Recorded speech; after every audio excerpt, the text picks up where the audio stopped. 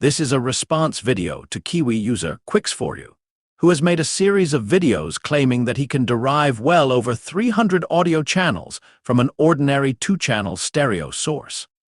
He additionally claims that applying three-phase electrical terminology to two scalar audio channels, our traditional left and right signals, somehow produces three spatially independent audio dimensions. So let's start with the obvious. In his video, How to Obtain 300 Channels of Analog Audio from Just Any Two-Channel Stereo Signals, he demonstrates a passive, unpowered box that is, in essence, a matrixing circuit along the lines of a Hafler circuit. Following his incoherent video, we learn that one of the things his box can do is create a center channel which can be sent off to a powered sub. In this case, let's define it mathematically as M equals L plus R. Unfortunately, doing so does not create an independent center channel simply because you send that signal to another speaker. Likewise, his circuit takes the stereo difference and sends it off to another set of speakers. Let's define it as D equals L minus R. Let's be clear here.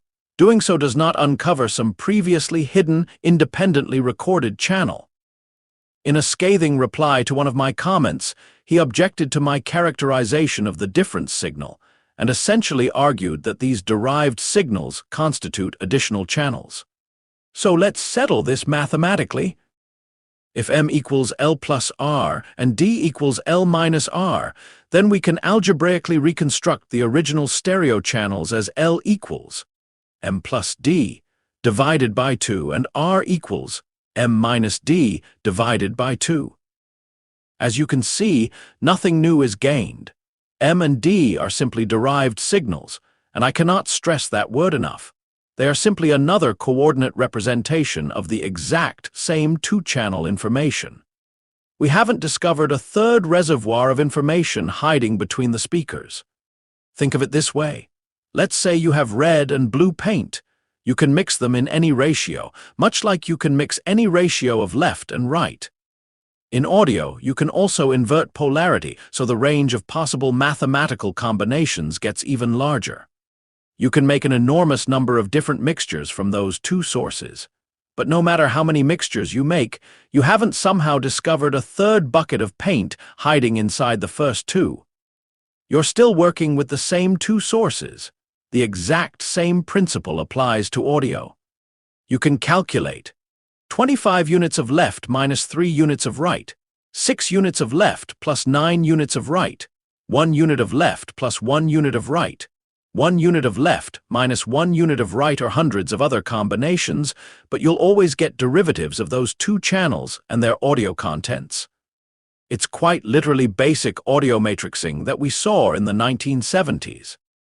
That distinction between the number of signals a circuit can produce and the number of independent channels contained in its source is the fundamental problem with the entire 300-channel claim.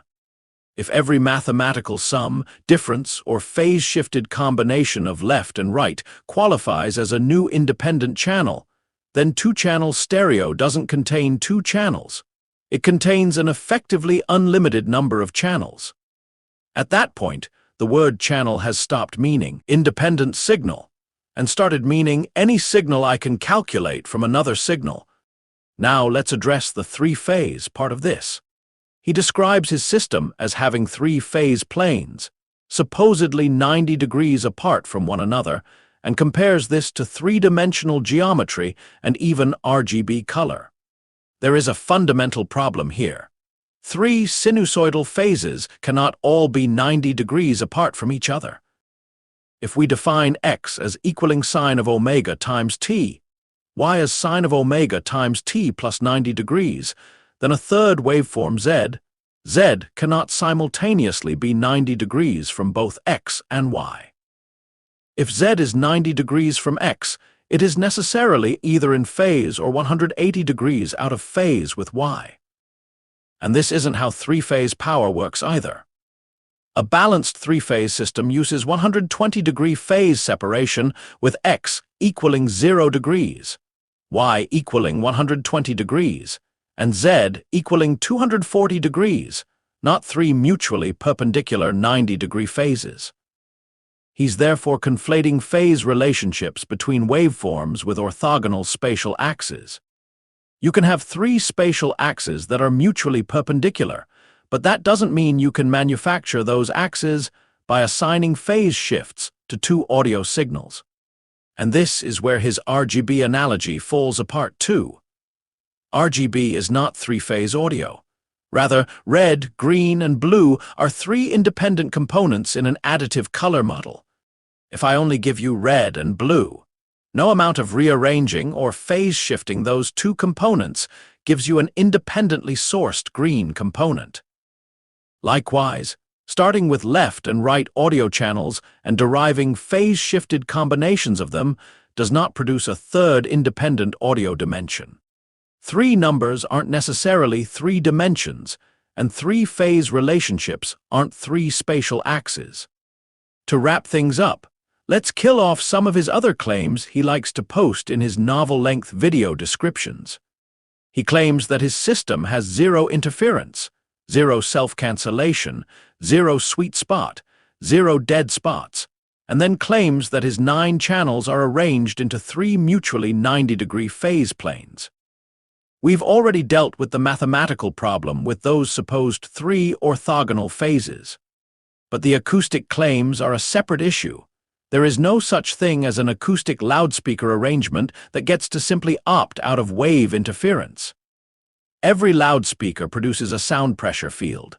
When multiple loudspeakers operate in the same room, those pressure fields superimpose.